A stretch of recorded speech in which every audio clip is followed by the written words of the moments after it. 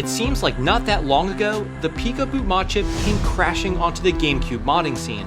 It's a really cool way to utilize the Raspberry Pi Pico as a cheap, open source IPL replacement Modchip. Well, fast forward about 8 months since the PicoBoot's release, and we have another Modchip for the Gamecube that brings with it some really fantastic new features. This is the kunaiGC from ManCloud. It's a purpose-built, dedicated Modchip for the Nintendo Gamecube. Let's take a look.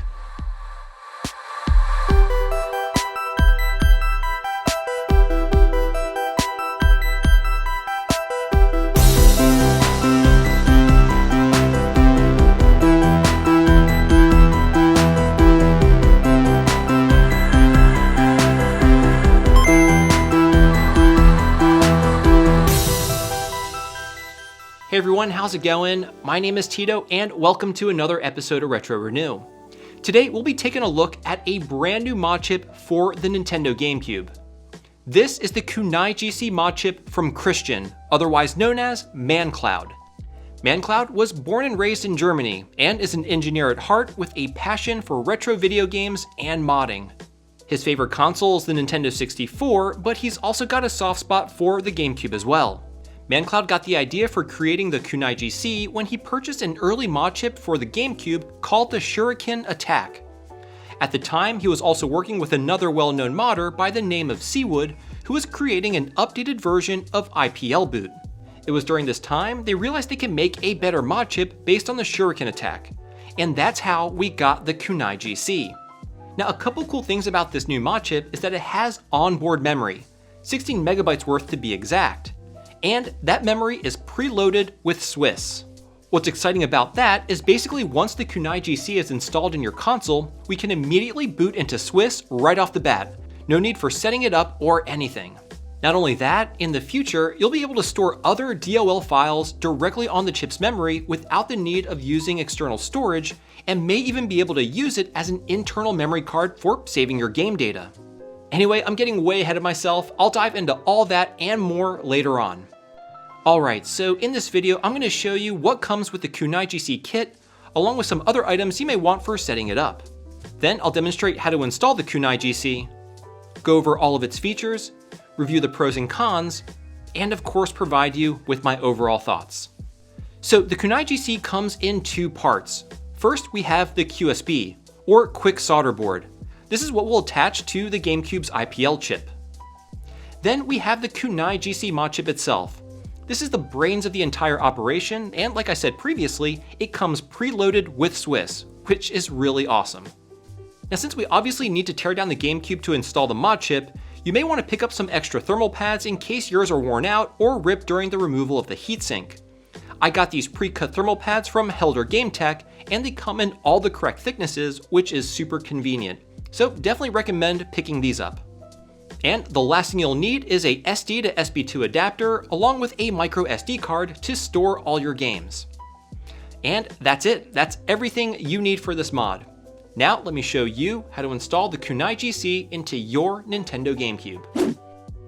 Okay, so the first thing we need to do is disassemble the Gamecube all the way down to the motherboard. I've made plenty of videos detailing this process, and I'll have one listed in the description for you to reference. Now, one of the first things you'll immediately notice on my motherboard is that it has already been modded. This is the Pluto GC HDMI mod, which I covered in another video, so just ignore this area of the board as we proceed to installing the kunaiGC Modchip.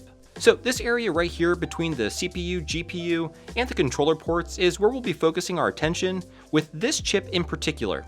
This is the IPL chip.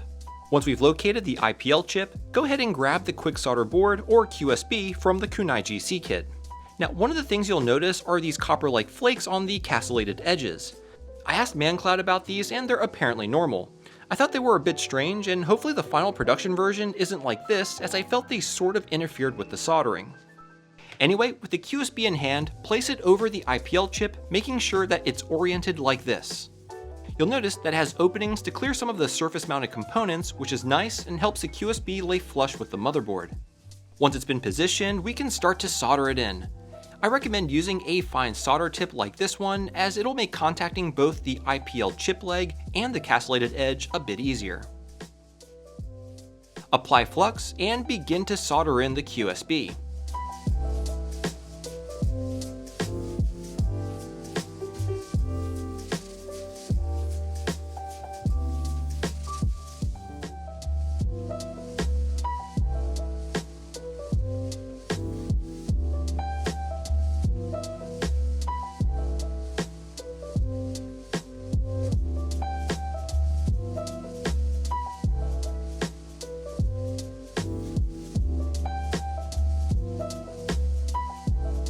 When you're done with one side, go ahead and do the other.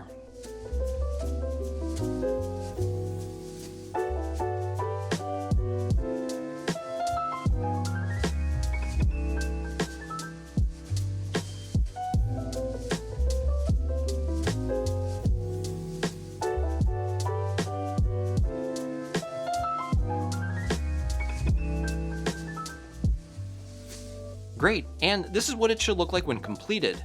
Now do note you don't need to solder all the pins. The ones with the squared off pads shown here are the only required connections. Now before proceeding, I strongly recommend making sure that all the solder joints are solid by using a multimeter to confirm continuity. ManCloud made a really nice diagram showcasing which points on the QSB correspond to which legs on this chip here adjacent to the IPL chip. Once you've confirmed that all the points are good, another good check to do is to temporarily place the heatsink in position to make sure that the QSB clears it as shown, leaving our Modchip pads exposed and accessible. Fantastic. Once I was happy with the QSB, I went ahead and positioned the kunaiGC Modchip onto it.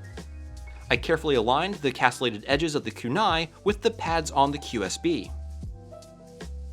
Once aligned, I tacked in one of the pads to hold everything in place. Then soldered in the rest of the points. When doing this, make sure your iron is contacting both the QSB pad and the castellated edge to make sure a solid connection is made.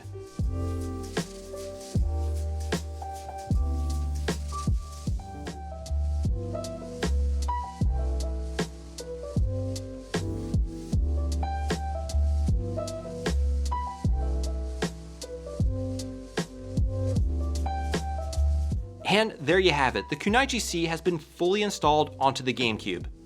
Now before you close up the Gamecube, you'll want to turn it on to ensure it's working properly. After pressing the power button, you'll notice that the D1 LED will flash once, and the D2 LED will remain on. If your LEDs do this, then that means everything is working perfectly. So all that's left to do is button up the console, and we have our Gamecube mod-chipped with the kunaiGC. I really think it's great that we have another fantastic option when it comes to mod chips for the GameCube. kunaiGC is a very promising mod in its current form, but I can't wait to see how it evolves as it becomes fully supported by Swiss in the near future. But even though there's some time before we see that, the current list of features are pretty great, so let's go over those right now. The biggest feature, in my opinion, is that the kunaiGC comes with Swiss onboard pre-installed. You don't need to install Swiss on an external device like an SD card via the SD to SP2 port. It's already baked into the mod chip itself, which is awesome, so it will run Swiss right out the gate. Now to boot into Swiss, all you need to do is hold the start button while turning on the console, and boom, there it is. So this brings me to the next feature, which is the kunai's onboard flash memory. It has 16 megabytes of storage right on the device. This memory is used to store applications such as Swiss as well as other executables. Additionally, this memory is what's called addressable, meaning it can be used to be booted from, plus it can be used for other functionalities as well. In the future, this onboard addressable memory may even be able to be used as an internal memory card for saving your game data. This is a really neat feature, and I think it opens up the possibilities for expanded functionality later on. Now, just like PicoBoot, the kunaiGC allows you to boot into multiple different DLL files. You can assign any one of 7 different buttons to boot a different file. There's left, right, up, A, B, X, and Y. By pressing any one of these buttons upon turning the console on will allow you to execute different DLL files, which is very cool. I actually assigned the A button to boot directly into the Game Boy interface application, and it works great. Setting this up is pretty much like how we did it on PicoBoot. You simply place a DLL file onto the root of your SD card, and then just rename it to any one of these 7 allowable buttons. You can set it to the right button on the D-pad by naming it right.dol, or like in my case, you can set it to the A button by naming it a.dol. So now whenever I press and hold the A button while turning on the console, I'll boot directly into GBI. Now another really cool thing about the kunai is the built-in safety recovery feature, which is accessed by pressing the Z button while turning on the console. This is the kunai recovery executable, which should make the GameCube theoretically unbreakable if something were to ever go wrong. It's something I hope I never have to use, but I'm glad it's included. Now if you hold down on the D-pad while turning on the console, you get this, which is a debugging output screen. The main purpose of this is just to make sure that the Modchip is working properly. This won't be something that you'll be using other than first testing the kunaiGC after installing it. And the last cool feature is PicoBoot support. ManCloud actually compiled a special version of PicoBoot, which will be available once the kunaiGC is released. To get this working, all you need to do is create a folder on your SD card called kunaiGC in all caps. In here will go a few DLL files, as well as the .ini configuration file. You'll also need to have the image you want to pop up during boot placed in the folder as well.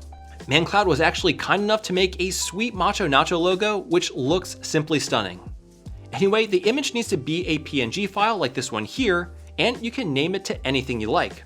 Once everything is placed in the folder, open the ini configuration file, and then put the file name of your custom image where it says cube_logo as shown.